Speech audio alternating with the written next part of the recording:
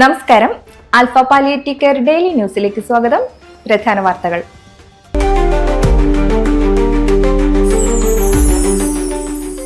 Alpha Anthikad centre വാർഷിക general body യോഗവും പുതിയ ഭാരവാഹികളുടെ തെരഞ്ഞെടുപ്പും നടന്നു.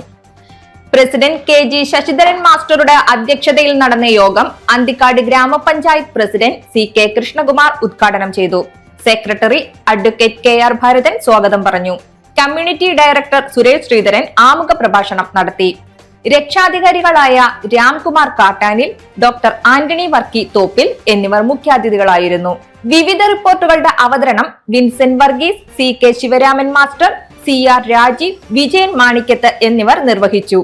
വൈസ് പ്രസിഡന്റ് പത്മിനി സത്യൻ നന്ദി പറഞ്ഞു.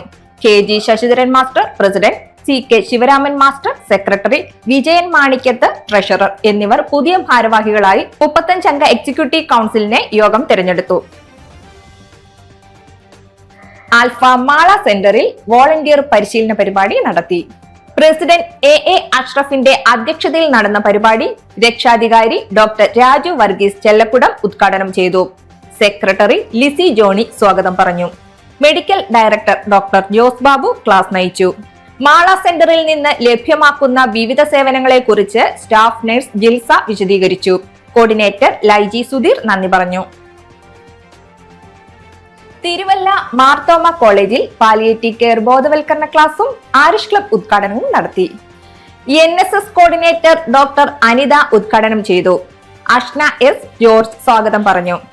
Alpha Pathanamthitta community development officer Ebin മാത്യൂസാം പാലിയേറ്റീവ് കെയറിനെ കുറിച്ചും SAPCയുടെ പ്രവർത്തനങ്ങളെ കുറിച്ചും വിശദീകരിച്ചു.